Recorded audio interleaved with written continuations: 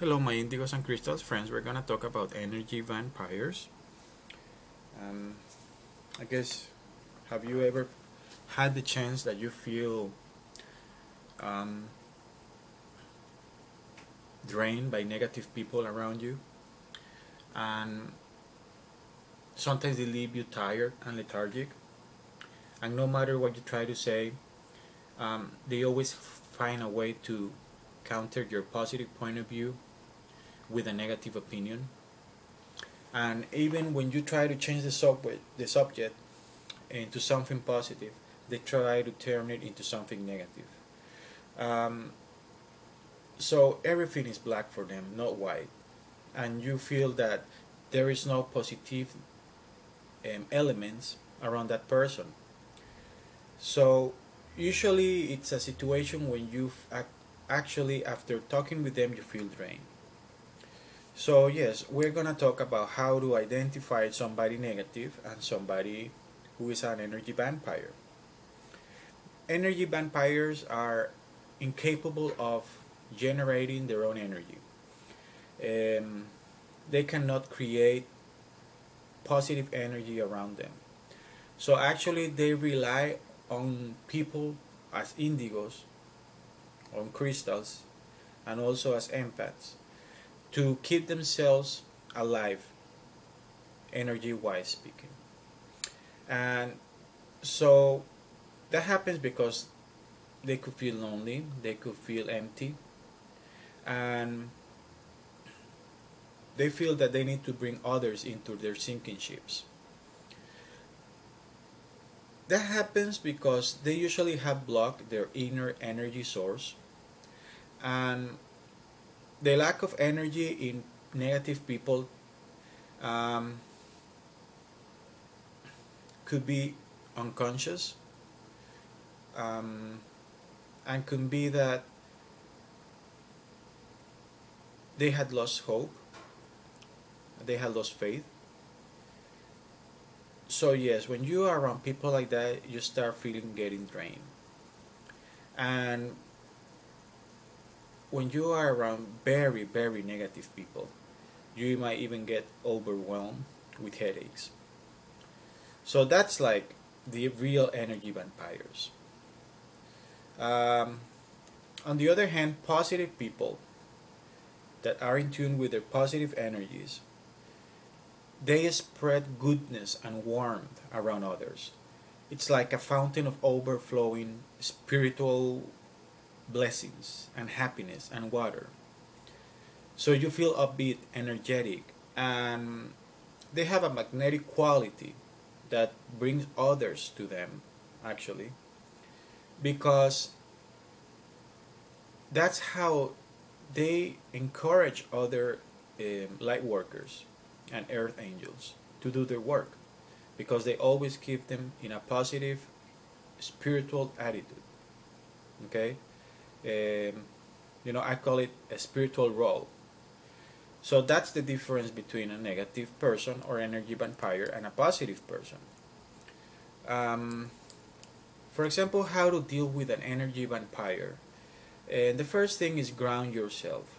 It's very important that you practice meditation and yoga, where you learn to ground yourself. We're going to talk about it later.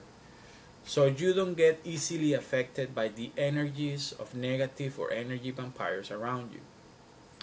The second way is to shield yourself. That's very important, because a shield is like a magnetic camp or a bubble that you create around you, and it's your energy barrier, okay, that keeps you safe from undesirable energies. So it's like a real shield, um, that you feel protected from spiritual aggressors, from energy vampires, and keeps you within your own aura in a positive way. So a shield is not permanent. Sometimes it has lower days of energy to protect you. So it's good that you don't allow your energy shield to stay down, because energy vampires can read that. Okay, so they know when you are feeling a little vulnerable in your energy shield. So that's the way they start draining your energy, because the lower your energy shield, the weaker it is, the stronger the um, energy vampire is within you. So it comes to a point where actually the energy shield stops working, because he takes over all that space that it's around you. So to avoid that happening, um, you always have to find, through meditation, how's your energy shield. Also, uh, by cleaning your chakras, and as we mentioned before, by staying grounded and asking the angels for help, and Archangel Michael, who is in the back, asking him for help. Imagine him with a sword. We talked about it before, with a sword above you, and he's cutting every cord of negativity around you, and he's protecting you with his violet white light. Okay, is always visualize yourself every morning when you wake up. I want you that the first thing is visualize yourself in the white loving light from Archangel Michael.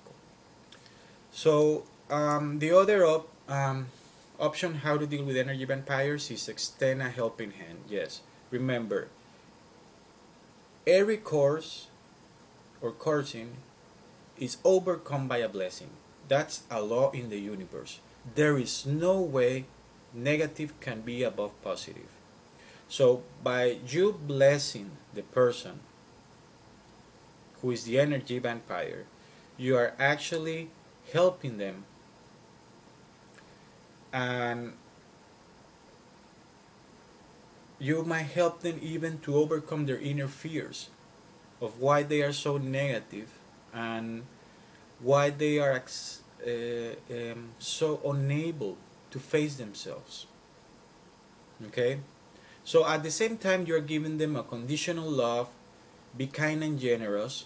That doesn't mean that you have to allow them to drain your energy, but you are actually bringing balance to that person. Reduce contact is very important. That will be a fourth option. um, yes, you can help them to lift them up from their energy if you are protected and grounded. Okay, but limit your contact as much as possible.